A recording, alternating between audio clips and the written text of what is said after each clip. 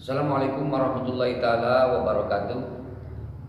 Bismillah, alhamdulillah, wassalatu wassalamu ala rasulillah wa ala alihi wa sahbihi wa mawalah. Asyhadu an la ilaha illallah wa la syarikalah wa asyhadu anna Muhammadan abduhu wa rasuluhu alladzi la nabiyya ba'dah. Rabbi shrah li sadri wa yassir li amri wa hlul 'uqdatam min lisani yafqahu qawli. Subhanaka la ilma lana illa ma 'allamtana innaka antal alimul hakim. Rabbi adkhilni mudkhala sidqi wa akhrijni mukhraja sidqi waj'alni min ladunka suratan nasira. Alhamdulillah, puja-puji mari kita panjatkan kehadirat Ilahi Rabbi, yang mana dengan rahmat dan karunia kita masih diberi kesempatan hidup sampai hari ini, dan juga kita masih diberi kesehatan jasmani serta rohani, sehingga kita masih dapat menerima dan menikmati berbagai anugerah yang Allah berikan kepada kita, terutama anugerah terbesar yaitu nikmat iman, nikmat Islam. Semoga kita termasuk hamba-hamba Allah yang senantiasa bersyukur akan nikmatnya, agar kita selalu mendapatkan ridho dan maghfirahnya. Amin ya Allah ya rabbal alamin. Salawat salam semoga selalu tercurah kepada baginda alam, yakni Kanjeng Muhammad sallallahu alaihi wasallam, kepada keluarganya, kepada para sahabatnya, para tabi'in. Mudah-mudahan sampai kepada kita diakui sebagai umatnya yang layak mendapatkan sahabat Utsman nanti dia menjadi wali sam. Amin ya Allah ya rabbal alamin. Hadirin yang berbahagia, yang saya hormati, yang sama-sama mengharap pada Allah Subhanahu wa taala, semoga Allah memuliakan. Dan tak lupa saya doakan kontingent penonton di rumah, semoga Anda semua, kalian, saudara-saudara selalu dalam lindungan Allah Subhanahu wa taala dan dimudahkan segala urusannya. Amin ya Allah ya rabbal alamin. Baik, Al-Fakir melanjutkan masih di kajian Mustalah Hadis di bab awal, yaitu harful hamzah, hadis-hadis yang mulai dengan huruf hamzah. Rasulullah SAW bersabda, "Atani atin min rabbi fa akhbarani annahu man mata min ummati la yusyriku billahi syai'a dakhala al-jannah." Qala faqultu wa in janna wa in saraqa, qala wa in janna wa in saraqa. Atani, datang kepadaku, siapa atin seseorang yang datang min rabbi, utusan Tuhanku. Fa akhbarani, maka menyampaikan kepadaku, annahu man mata, barang siapa yang meninggal atau mati, min ummati, dari umatku, la yusyriku, tidak musyrik, billahi, kepada Allah, sayaan, terhadap sesuatu apapun, dakhala jannah, akan masuk surga. Qala faqultu, bertanya aku, kata Rasulullah SAW, wa in jana wa in saraka, walaupun pernah berzina, walaupun pernah mencuri. Qala wa in jana wa in saraka, walaupun pernah berzina, walaupun pernah mencuri. Hadirin yang berbahagia rahimakumullah, hadis ini mengibarkan kepada kita, sekaligus memberikan peringatan kepada kita, agar kita hati-hati dan waspada terhadap dosa musyrik, agar kita benar-benar menjaga diri kita sebagai orang yang beriman, sebagai orang yang percaya akan ketuhanan Allah Subhanahu wa taala, sebagai orang yang yakin akan rububiyahnya Allah Subhanahu wa taala, sebagai orang yang yakin dan beriman akan asma sifatnya Allah Subhanahu wa taala, sebagai orang yang beriman akan kenabian dan kerasulan Muhammad sallallahu alaihi wasallam. Harus hati-hati dengan dosa musyrik, karena musyrik adalah dosa yang sangat mengerikan, musyrik adalah dosa yang sangat besar. Kenapa mengerikan? Karena musyrik potensinya adalah melenyapkan atau mencopotkan atau menghilangkan ketauhidan dan akidah kita kepada Allah Subhanahu wa taala. Dosa musyrik dosa yang sangat besar sekali. Inna syirka la dzulmun adzim. Sesungguhnya dosa musyrik adalah dosa kedoliman yang sangat besar. Karena mengapa? Karena musyrik pelakunya berpotensi untuk abadi selama-lamanya di dalam neraka. Kenapa mengerikan? Kenapa sangat besar? Karena dosa musyrik tidak ada potensi untuk diampuni Allah Subhanahu wa taala. Allah menegaskan dalam ayatnya, innallaha la yughayyiru ma bi innallaha la yaghfiru ayyushraka bihi syai'a wa yaghfiru ma duna dzalika liman yasha. Sungguhnya Allah tidak akan memaafkan dosa musyrik yang menyentuhkan Allah dengan satu apapun, dan akan memaafkan atau mengampuni dosa selain musyrik untuk siapa saja yang dikehendakinya. Hadirin yang berbahagia, apakah yang dimaksud dengan musyrik? Yaitu menyekutukan Allah, menduakan, mentigakan, dan selanjutnya kepada Allah Subhanahu wa taala. Bagaimana sifatnya musyrik? musyrik terbagi kepada 3. Yang pertama musyrik rububiyah, yang kedua musyrik uluhiyah, yang ketiga musyrik asma wa sifat. Akan tetapi Ibnu Katsir dalam tafsirnya menyatakan bahwa musyrik ada yang disebut dengan musyrik mulkiyah. Beliau mengambil dasar dari surat An-Nas yaitu Malikin Nas. Jadi yang keempat ada yang disebut dengan musyrik mulkiyah. Apa yang dinamakan dengan musyrik rububiyah? Meyakini, mempercayai, menganggap bahwa di luar Allah ada Rabb selain daripada Allah, meyakini, mempercayai bahwa ada zat yang menciptakan langit dan bumi selain daripada Allah Subhanahu wa taala, mempercayai dan meyakini di luar Allah ada zat yang mengurus kehidupan makhluknya. Itulah musyrik rububiyah. Kalau bicara musyrik rububiyah, sebetulnya orang-orang kafir Mekah dulu mereka sangat percaya, sangat yakin dengan rububiyahnya Allah Subhanahu wa taala.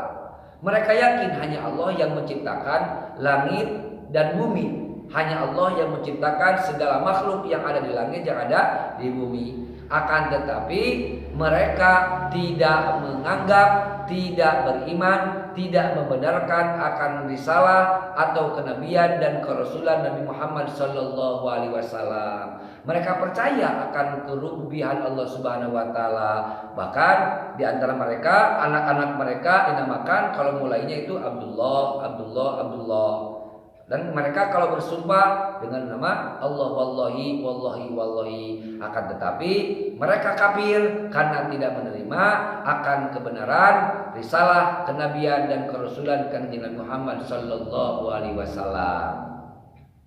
Yang kedua, musyrik uluhiyah, yaitu penyembahan, pengabdian selain daripada Allah Subhanahu wa taala. Kita iman kepada Allah, kita yakin kepada Allah, kita yakin bahwa Allah lah yang mengurus kita, yang menjamin kehidupan kita.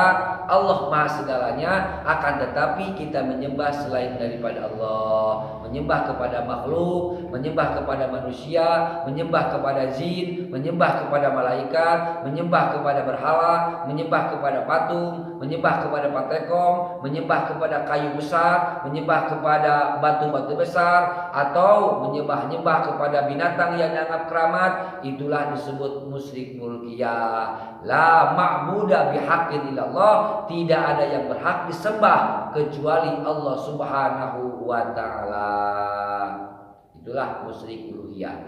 Yang ketiga, musyrik asma wa sifat, menganggap di luar Allah ada yang memiliki sifat-sifat seperti sifat yang dimiliki Allah Subhanahu wa taala, menganggap ada yang mampu memberikan manfaat, menganggap ada yang mampu memberikan syafaat, pertolongan, menganggap di luar Allah ada yang mampu memberikan madarat, menganggap di luar Allah yang mampu memberikan kehidupan, menganggap di luar Allah ada yang mampu memberikan kematian. Itulah ala musyrik awal sifat. Menganggap di luar Allah ada yang mampu memberikan rezeki. Itulah musyrik asma wa sifat. Hati-hati, tidak ada yang mau memberikan kemadaratan, tidak ada yang mampu memberikan maslahat, memberikan manfaat, tidak ada yang mau memberikan rezeki, tidak ada yang mampu menjamin kesejahteraan kehidupan makhluknya. Hanyalah Allah Subhanahu wa taala. Ketika kita punya keyakinan itu, maka kita adalah musyrik asma wa sifat kepada Allah Subhanahu wa taala. Dan yang keempat, yang menurut Ibnu Katsir adalah musyrik mulkiyah. Musyrik mulkiyah adalah musyrik kekuasaan. Allah adalah al-mulk. Allah adalah maha penguasa, penguasa langit dan penguasa bumi. Yang dinamakan penguasa pasti mempunyai aturan, pasti mempunyai hukum, pasti mempunyai undang-undang yang wajib dijalankan. Akan tetapi malah mengambil aturan yang lain, atau membuat aturan yang lain, atau menerapkan undang-undang yang lain, yang sementara sudah jelas ada aturan dari Allah Subhanahu wa taala, malah memakai aturan manusia, aturan karangan manusia. Itulah disebut musyrik mulkiyah. Siapakah yang beridentitas musyrik? Adalah seorang muslim. Kafir tidak ada musyrik karena mereka memang sudah kafir. Jadi predikat musyrik itu adalah orang-orang yang beridentitas muslim, yang sudah yakin, sudah iman kepada Allah dan Rasulnya. Ketika berselingkuh ketika menduakan Allah ketika musyrik, ya kan? Itulah namanya musyrik. Jadi musyrik itu untuk orang-orang yang sudah beriman kepada Allah Subhanahu wa taala dan membenarkan lisan Rasulullah sallallahu alaihi wasallam. Dia sholat, dia puasa, dia zakat, dia naik haji dan menjalankan berbagai amal soleh. Percuma. Setiap amal soleh, setiap kebaikan akan terhapus dengan dosa musyrik, semuanya akan sia-sia. Jadi predikat musyrik itu bagi orang-orang yang beridentitas muslim, ya, yang beridentitas muslim. Kafir tidak ada musyrik karena mereka sudah kafir. Contoh seperti apa musyrik? Misalnya kita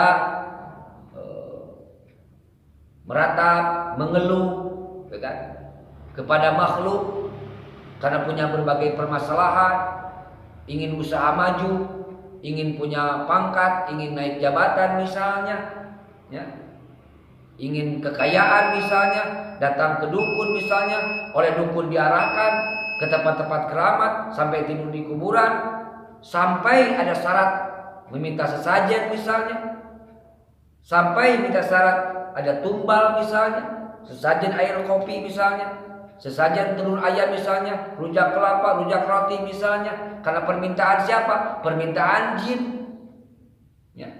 Atau kita minta selamat,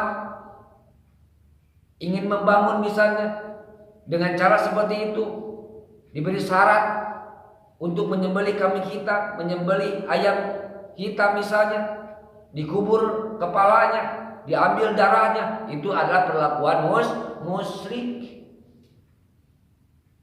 Sebetulnya bagi jin, bagi setan tidak ada manfaatnya tumbal seperti itu. Tidak ada manfaatnya persembahan kita seperti itu. Makan seenak apapun, tidak ada manfaatnya. Yang mereka mau adalah kita musyrik. Yang mereka mau kita sesat. Ketika kita menyanggupi syarat-syarat mereka, kita sudah nyerah kepada mereka. Kita sudah takluk pada mereka, kan? Kita menyerah pada mereka. Yang mereka mau bukan makanannya, tapi kesanggupan kita, persembahan kita. Tidak ada manfaatnya buat mereka, akan tetapi mereka menginginkan kesesatan kita. Karena tugas iblis, tugas setan adalah menyesatkan manusia, merusak akidah dan ketahuan manusia dari Allah Subhanahu wa taala. Hati-hati, ya kan? Hati-hati dengan dosa musyrik. Kenapa? Hati-hati. Kenapa disebut dosa yang sangat mengerikan? Karena dosa musyrik adalah sifat pengkhianatan kepada Allah Subhanahu wa taala. Kita sudah percaya dan iman kepada Allah, yakin Allah yang memberikan rezeki, yakin Allah yang memberikan selamat, tapi kita punya cara-cara yang menyeleweng dari akidah Islam, itu adalah pengkhianat. Bagaimana kalau kita yang dikhianati sebagai manusia? Misalnya seseorang punya pacar, punya kekasih yang sangat dicintai, sudah mengorbankan segalanya, janji untuk setia sehidup semati. Atau seorang punya istri, punya suami, istrinya atau suaminya berselingkuh dan kita tahu bagaimana perasaan kita hancurnya. Itulah pengkhianatan. Maka kenapa dosa musyrik dosa besar? Dosa yang sangat mengerikan karena berkhianat kepada Allah Subhanahu wa taala yang telah memberikan kehidupan kepada kita, yang telah menjamin hidup kita, yang memberikan kesehatan kepada kita, yang memberikan rezeki kepada kita, yang melindungi kita. Itulah pengkhianatan. Itulah kenapa musyrik dikatakan dosa yang sangat besar sekali dengan potensi abadi di neraka dan tidak ada potensi mendapatkan pengampunan dari Allah Subhanahu wa taala. Naudzubillah subhanahu. Meratap ke kuburan, meratap ke kayu-kayu besar, meratap ke batu gede misalnya, ke batu-batu besar, lari ke gunung misalnya, lari ke dukun misalnya, Mbah tolonglah saya banyak hutang, ya, dagang tinggal hutang, tani tinggal daki, yang nagih banyak, bagaimana ini? Diarahkan sama dukun, ayo ke sini, bawa sesajennya, ini itu, bawa syaratnya. Itulah kemusyrikan. Mau bertani misalnya, bercocok tanam, kan? Harus ada sesajen atau larung laut disebutnya, kan? Kan di sana ada Dewi Roro Kidul yang mampu memberikan penghasilan tangkapan ikan yang banyak, itu kemusyrikan yang luar biasa.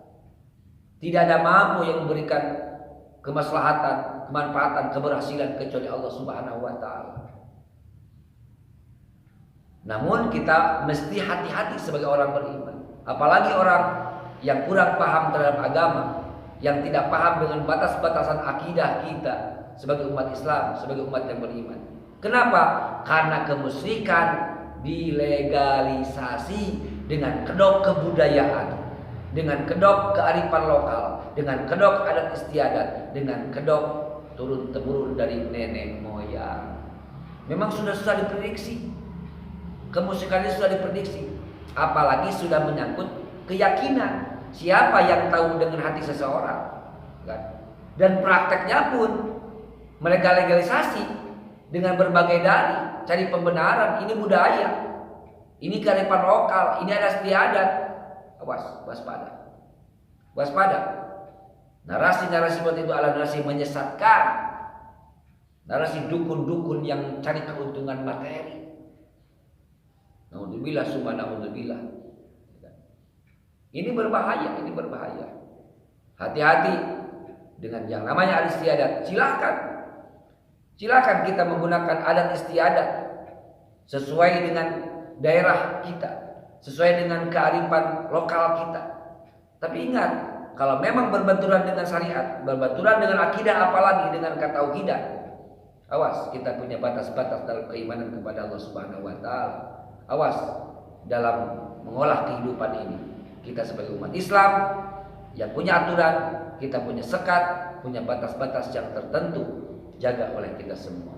Apalagi sudah mengarah kepada kemusyrikan yang akan abadi dalam neraka. Naudzubillah, summa naudzubillah. Hati-hati. Ya. Dan yang lebih kurang ajarnya lagi, kadang-kadang orang bicara, oh ini syariat. Kita kan sebagai manusia harus ada upaya, harus ada usaha, harus ada daya. Pakai dalil, innallaha la yughayyiru ma biqaumin hatta yughayyiru bi anfusihim. Bukan seperti itu. Bukan meminta kepada jin. Bukan dengan persembahan-persembahan sesaji dan tumbal menumbal, bukan cara seperti itu. Berusahalah dengan berusaha yang keras. Hasilnya kembalikan kepada Allah Subhanahu wa taala. Untung besar, alhamdulillah kita syukur. Untung kecil kita tambah sabar dan tawakal kepada Allah. Gantungkan diri kepada Allah, meminta kepada Allah. Allah sudah memberikan fasilitas, Rasul pun sudah memberikan contoh untuk bangun malam. Ada sholat hajat, sholat tahajud, sholat witir, berzikir, baca Quran, tawasulkan, minta kepada Allah. Tidak usah yang macam-macam. Selain daripada kita mengejar cita-cita dengan ditawasulkannya amal soleh kita, ini ada pahala juga buat kita. Bukan meminta ke jin, bukan datang ke dukun, bukan dengan sesaji tumbal menumbal, atau takut kepada Allah, tawakal kepada Allah. Tidak ada yang akan memberikan manfaat dan madarat kepada kehidupan kita kecuali Allah Subhanahu wa taala. Yakin atas pertolongan Allah Subhanahu wa taala. Siapapun makhluk tidak akan bisa berbuat banyak tanpa kehendak Allah Subhanahu wa taala. Ini saya sampaikan, kenapa saya sampaikan? Ini atas dasar cinta dan kasih sayang terhadap saudara-saudara saya, termasuk diri saya pribadi, agar waspada, hati-hati terhadap dosa musyrik, dosa yang sangat mengerikan dan dosa yang besar dengan potensi abadi di neraka. Naudzubillah, summa naudzubillah. Dan yang selanjutnya, wa in jana wa in saroko, walaupun orang pernah berzina, pernah mencuri, kalau tidak musyrik kepada Allah, berpotensi masuk surga. Tapi bukan berarti menyepelekan dosa mencuri dan dosa zina. Tetap saja yang namanya siksa Allah Subhanahu wa taala pedih, tidak akan sanggup kita untuk menghadapinya. Jadi ketika kita tidak musyrik kepada Allah, ada potensi keluar dari neraka dan masuk surga. Tapi mohon perlindungan kepada Allah Subhanahu wa taala. Jangankan kita masuk utuh badan kita ke neraka, dijilat pun dengan api neraka atau dengan asapnya neraka saja kita sudah tidak akan mampu. Rasulullah SAW telah bersabda, siksa api neraka yang paling ringan bagikan seorang laki-laki yang diberi sandal dari api neraka, reaksinya sampai mendidih ke otaknya. Itu sandalnya saja. Dan Rasul pun pernah mengatakan keluarganya, pamannya sendiri Abu Thalib yang sangat mencintainya, membela perjuangan Rasulullah SAW ketika meninggal tidak mengucapkan 2 kalimat syahadat. Nanti di akhirat kata Rasulullah SAW akan dimasukkan kakinya ke dalam air yang mendidih hanya sebatas mata kaki. Bagaimana reaksinya? Reaksinya sampai mendidih ke otaknya. Naudzubillah summa naudzubillah. Apalagi masuk. Sementara hitungan tahun, hitungan masa, hitungan waktu di akhirat itu adalah lama sekali. 1 jam di akhirat 40 tahun di alam dunia. Luar biasa. Tahun minta perlindungan kepada Allah Subhanahu wa taala. Jangan sampai terjilat dengan api neraka, apalagi masuk ke dalam neraka.